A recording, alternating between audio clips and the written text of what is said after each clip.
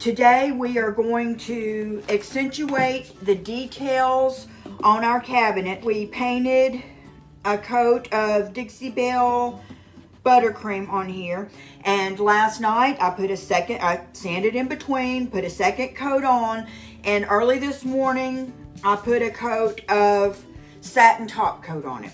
So at this point we're gonna have 2 coats of paint, 3 if you need it. Get all the coats of paint you need on here to make it look how you want it to look, and then put your first coat of Satin Topcoat on. And that helps for any imperfections, any brush strokes or anything that are still on there, for our wash or our glaze not to go all the way through. So what we're going to do now is mix up and normally I would mix this in something smaller. You really could just do it in one of these tiny little things from the Dollar Tree. Okay, the first thing we're going to do is let's add our paint. This is Coffee Bean from Dixie Belle. It could be any color you want. It could be Caviar, which is a black, which is really popular. It could be a deep gray, something like Gravel Road, but you want it to be a darker color. This is my favorite, so I'm just going to get 1 good size scoop. That's about a teaspoon.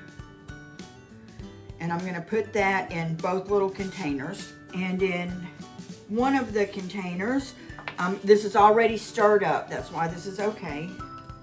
And while I'm doing this, welcome. If you're new here, I appreciate you being here. If you're on YouTube, please subscribe. I have another video coming in this series. For now, in this first one, I'm going to put an equal amount of Satin Topcoat, about a teaspoon. If you want it a little darker, you can do even less, but this is not really going to change the color of my paint at all. But I'm mixing that up just to where that gives a different kind of sort of staying power to my glaze. So that one's a glaze because we mixed it half and half with the paint. The other one, I'm just going to use this little lid I had here from water, get some water out of my water thing there. And I'm now just watering the paint down, sort of 50-50. That may have been a little more than I needed there. So if you were doing the whole project, obviously you would be making more of this, and you could be more precise with your measurements. This one is as thin as water. This one is as thick as glaze. Imagine that. Now you have the other tools that you would need will be small brushes. And I wish I had an applicator pad here. I don't. So what I do have in its place is a washcloth and some folded Viva paper towels. So I really like to use a liner brush. This is going to be so fine that I'm not 100% sure how good you'll see it from there, but I'm going to try. And what we'll do first is just get into the details, and I'm going to use the glaze first. So I'm just going to dip it in there. I got a good bit on my brush, and I'm just going to paint all around these edges with it. Then I'm going to first, just with the dry cloth, wipe that in, leaving a little extra in the corners. And remembering that this is water-based, it's not going to cause a problem later on. I'm going to dip this other corner in the water. So I'm taking off as much as I want to take off. You can make it smear a little bit or just go down in those edges. That's a preference on the look that you want. I'm going to rinse my brush off.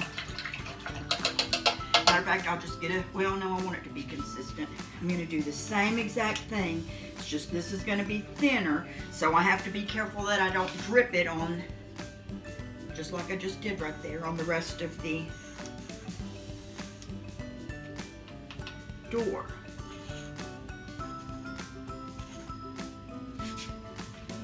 Same exact thing. Come back with your applicator pad or your folded paper towels or your rag, whatever you have. Get the excess off. and then leave as much as you like.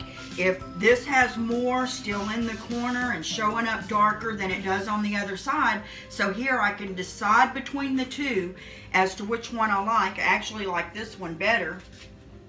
So I can come back, put a little more on this side. This is just the water one going right over the glaze one. Wipe that back and it gives a lot more detail. Now we'll do the same thing, since this is a raised panel door, we'll do the same thing on this inner edge. So we'll do that one next. Same exact way, we'll do the bottom and the left hand side with the glaze one. Like I said, you could do this with a 1/4 inch flat, with a small round. You don't have to have this liner brush. But because the bristles are so long and thin on this, it just makes it easy to not get too heavy of a coat and to get it exactly where I want it. Okay, so you'll notice we're not doing a large area at a time. I'm doing 2 lines, stopping, wiping. And it wipes most of it off, so you can wait a little while, but what we're really just wanting to create is a shadow there, not so much a straight line. But if you like a straight line, you come right back, put it back in, do it again. Give it a minute before you wipe it this time.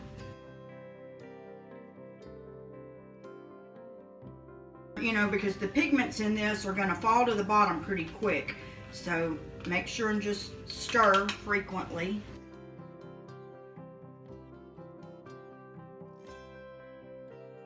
And that didn't quite wipe. We left it on there a little bit longer, so it didn't quite wipe as much off.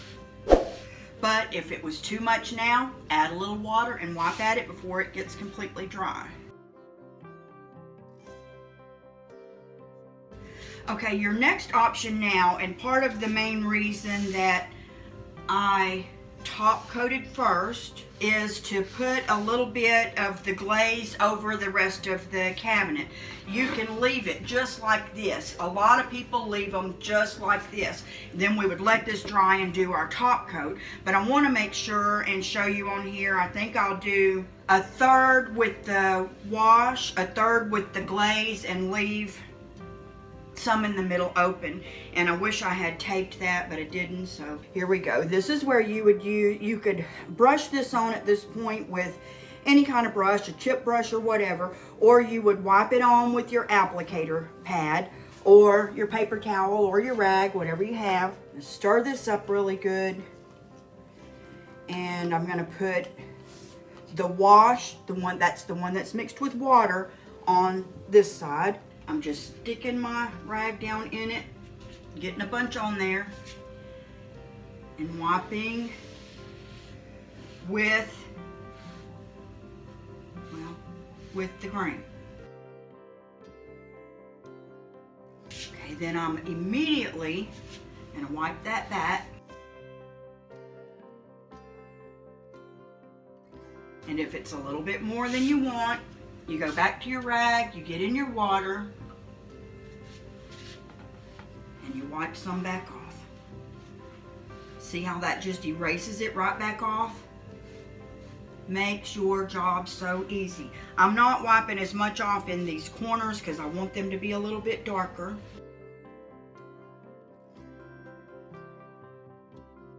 Okay, so that's our wash size. We're gonna do the glaze on the other side.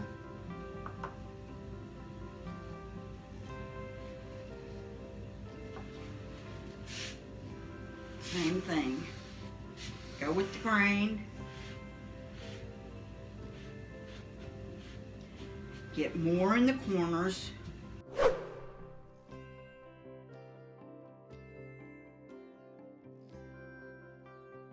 You can do this part like I'm doing now with like a voodoo gel stain or a no pain gel stain just as well. One of my most popular videos on YouTube is where I was doing this with stain on my bathroom cabinets and wonking up the whole thing. So stay tuned for what not to do videos. Okay. Wipe off as much as you want to wipe off.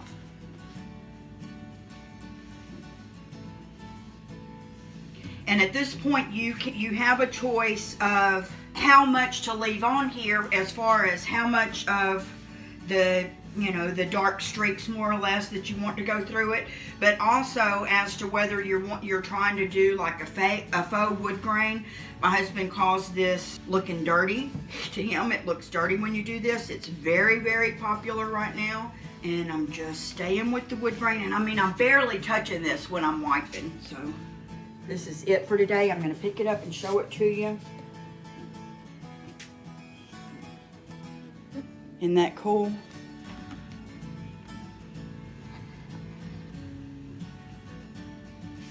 So that's it. That's step 2.